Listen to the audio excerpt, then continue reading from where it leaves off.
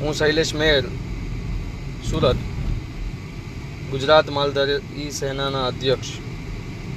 આજે લાઈવ કરવાનું કારણ, જે સમાજ ઉપર જે અત્યાચાર થાય છે,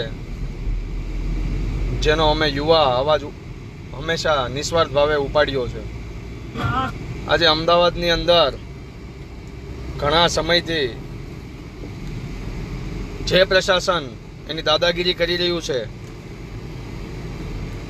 અમદાવાદની અંદર ઘરે જઈને પ્રશાસન જો ગાય બાંધેલી હોય ખિલ્લેથી ને જો છોડી લેતા હોય અને 10-10, 11-11 હજાર રૂપિયા જો દંડ આપતા હોય અને એ દંડના પણ પૈસા જો મારા સમાજ પાસે ન હોય અને આવડા મોટા દંડ જો આ પ્રશાસન લગાવતું હોય અને ખુલ્લેઆમ જો દાદાગીરી કરતું હોય તો આ કાન ખોલીને સાંભળી લે. અમદાવાદની અંદર ક્યાં ક્યાં ગૌચરો ખવાઈ ગયા છે એ બધાને ખબર છે. જે માલધારી સમાજ અમદાવાદની અંદર રહેતો હોય, હરેક યુવાનો અવાજ ઉપાડજો. એનો પણ સમય હોય છે, એનો પણ ટાઈમ હોય છે. ડબ્બા એ રીતે કોઈ ગાયો લઈ નહીં જઈ શકતું ઘરેથી આવીને, કે કોઈ છોડી ન જાય. આજે જ્યારે પણ સમાજના યુવાનો અવાજ ઉઠાવે છે એટલે એને દબાવવા માટે થઈને જે પણ અત્યાચારો એના ઉપર કરવામાં આવે છે તેનો હું સખત વિરોધ કરું છું.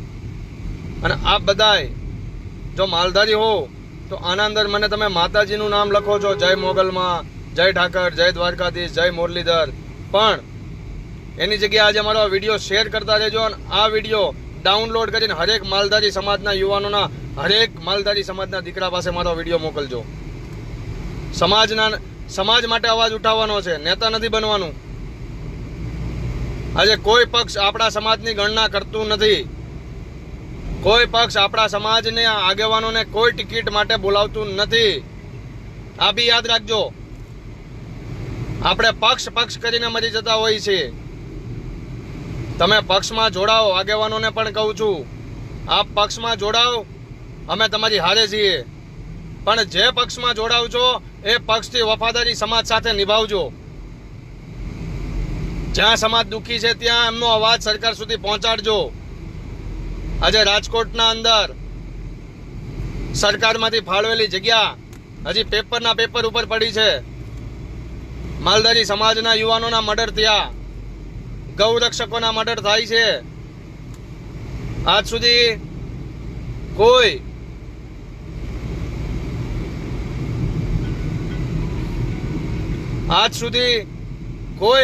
અવાજ નથી ઉઠાવતું.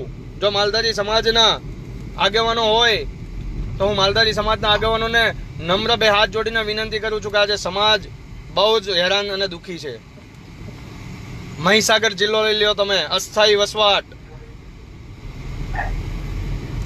વસવાટ જ્યાં માલધારી સમાજને હિજરત કરવી પડે છે, 10-10 દિવસે ખેતરો બદલવા પડે છે. કોઈ સમાજ માટે તમે અવાજ નહીં ઉઠાવો.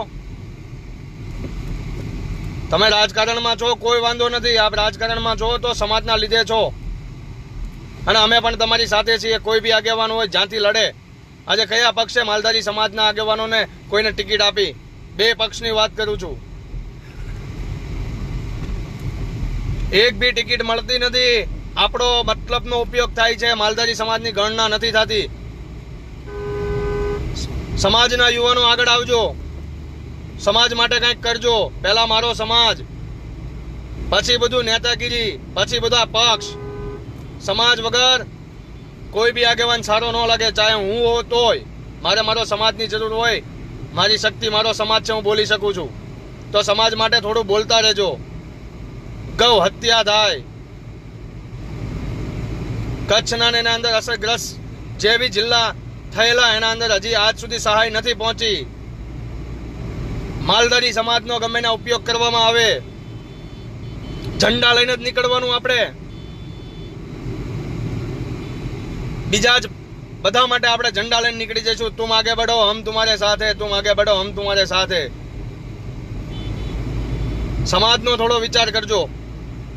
આજે અમદાવાદની અંદર કેટલા વર્ષોથી આ ડબ્બાનું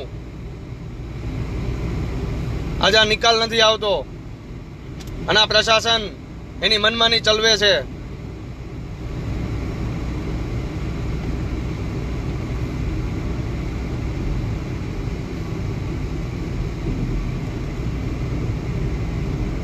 11,000 માટે એનો કોટો પૂરો કરવા માટે આપણી ગૌ માતાને ખિલ્લેથી છોડે છે. 11,000 માટે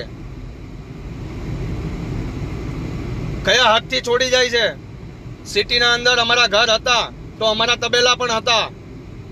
વિકાસ થયો, રોડ વધ્યા, વિકાસ થયો, તો હવે અમારે ગૌ માતાને લઈને શું અમારે બહાર નીકળી જવાનું?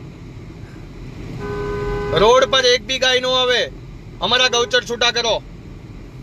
રોડ પર એક બી ગૌ માતા ના દેખાય, પણ ગૌચર અમારા છૂટા કરો.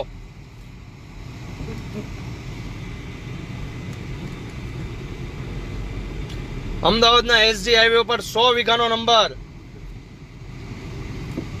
કઈક ગુરુકુલ છે, ગૌચરનો એ ગૌચરની જગ્યામાં બનેલું છે.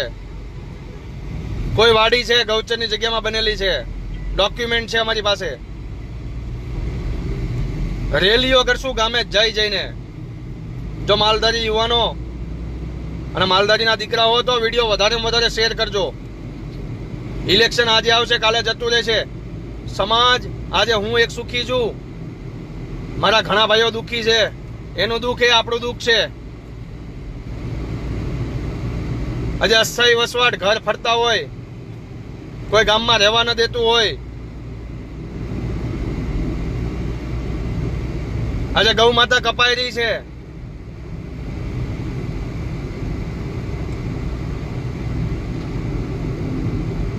આલમપર ગોહિલ સહદેવસિંહ, કોંગ્રેસને વોટ આપો.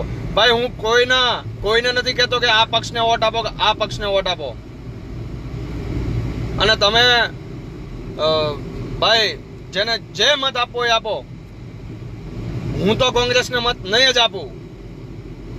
એનું કારણ કહી દઉં. એક ધારાસભ્ય અમારી ગૌ માતાને રોડ પર લાવીને કાપી હતી, ખાધી હતી. ત્યાં પપ્પુ ગાંધી એની જોડે હતો. જે ગૌ માતાની ઇજ્જત નથી કરતા, પક્ષની જરૂર નથી.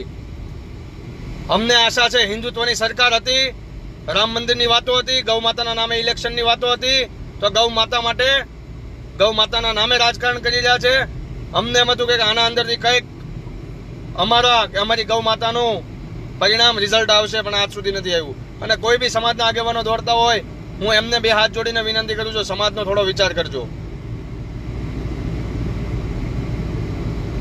આજે અમે જે અવાજ ઉઠાવીએ છીએ, હરેક યુવાનો ઉઠાવજો. પૂછજો ગૌચર ક્યાં છે. જે ગામની અંદર ગૌચર ખવાઈ ગયા હોય, ચાહે કોઈ બી હોય, કોઈનો કબજો હોય, ચાહે આપણા માલધારી સમાજનો કબજો હોય, તો કેજો ખાલી કરી નાખે. સુખી નહીં થાય. ગૌ માતા આપણી દુખી થઈ રહી છે. આજે રોડે જાય ત્યારે કપાઈ છે, ગૌચર નથી. આપણે અવાજ ઉઠાવીએ એટલે ઉપરથી દબાવવામાં આવે અવાજ.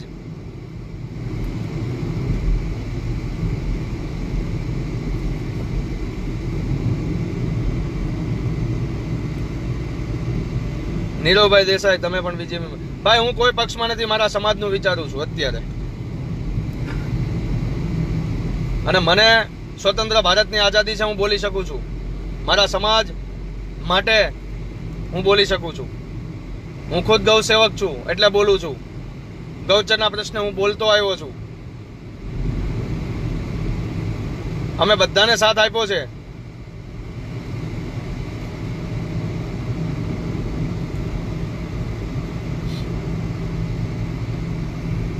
એટલે બને ત્યાં સુધી મારો વિડીયો વધુથી વધુ શેર કરજો. અને આનો અવાજ, અત્યારે રેલીઓ પર પ્રતિબંધ છે, પણ અમદાવાદ માટે આ લોકસભા પતે એટલે અમે ગામડે જઈને રેલીઓ કરવાના છીએ. માલધારી સેના કરશે.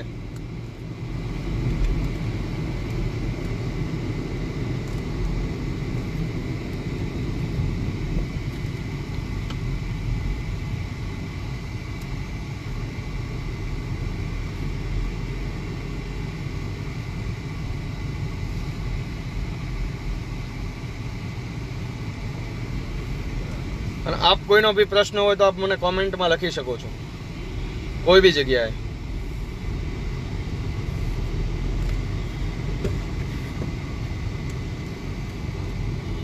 એટલે સરકાર બી જો ગૌ માતાના નામે વોટ બેંકની રાજનીતિ કરતી હશે તો 100% તકલીફ પડશે. તો ગૌ માતા માટે કંઈક કરજો. તો પૂરું હિન્દુત્વ સાથ આપશે. માલધારી સમાજ પૂછવા નહીં આવે, પેટીઓ ભરી ભરીને મત આપશે, પણ કરી બતાવજો. પેપર ઉપર નો રહેવા દેતા, પેપર ઉપર. આજ દિન સુધી માલધારી સમાજની જેટલી બી જગ્યાએ જ્યાં જરૂર પડી છે ત્યાં બે પક્ષમાં ઉપયોગ થયો છે, બે પક્ષમાં સમાજ અમારો સંકળાયેલો છે.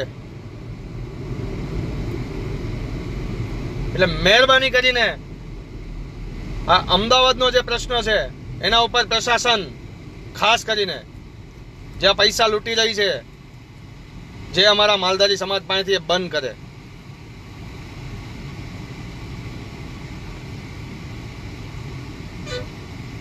જય રણછોડ, જય ગૌ માતા.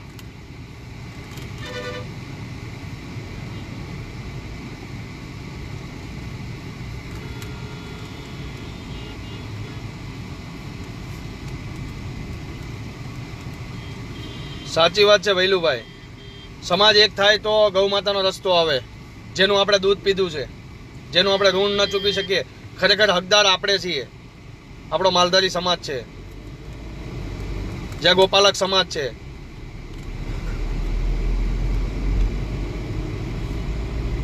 એના માટે એક થવું પડે. એના માટે આપણે બધા, અરે કોઈ બી મિટિંગો કરો, અમારે આગેવાની નથી લેવી, અમે તમારી આગેવાની નીચે કામ કરશું. અમારે કોઈ નામ નથી જોતું, પણ આપ જ્યાં બોલાવશો અહીંયા અમે અડધી રાતે માલધારી સેના ઉભી રહેશે. અને મારા ભાઈ પંકજભાઈ છે, ભૂપતભાઈ છે, દિનેશભાઈ દેસાઈ છે, સંદીપભાઈ છે, આપ બોલાવશો ત્યાં આવશે. દિનેશભાઈ દેસાઈને હું ખાસ કહેવા માંગુ છું કે આપ કોઈ બી પક્ષમાં હો, આપ પક્ષ પછી જોજો, પેલા સમાજ જોજો. આપ મહેનત કરો છો સમાજના યુવાનો માટે, આપ મારી સાથે રહીને કામ કરો છો, પણ જ્યારે અમદાવાદની અંદર રહેતા હો ને આપ આગેવાની લીધી હોય તો દિનેશભાઈ તમને પણ ખુલ્લું કહું છું કે દિનેશભાઈ આમાં મહેનત કરજો. તમે સરકારમાં છો તો સરકારને કહેજો સમય આવી ગયો છે એક થવાનો. આજે આપણે એકતા નહીં બતાવીએ ને તો કાલે આપણે ક્યાંય નહીં રહીએ. આ અવાજ હું એટલે ઉપાડું છું કે મારો માલધારી સમાજ એક થાય.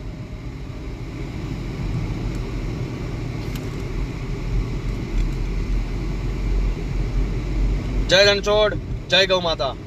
કોઈને સાચું લાગ્યું હોય તોય ભલે, અને કોઈને ખોટું લાગ્યું હોય તોય ભલે. સમાજના આગેવાનોને પણ હજી હું કહું છું કે અમે તમારાથી ઉજળા છીએ, કે અમે કહી શકીએ છીએ કે અમારા આગેવાનો આ સરકારમાં બેઠા છે, પણ જરાક સમાજનો વિચાર કરજો. મેઇન જે મહીસાગર જિલ્લા પંચમહાલ, એના અંદર જે અસ્થાયી વસવાટ છે, આપ એકવાર જઈને એમની તપાસ કરજો, આપને ખબર પડી જશે. 2 વીઘા જગ્યા નથી લઈ શકતા, વિરોધ થાય છે.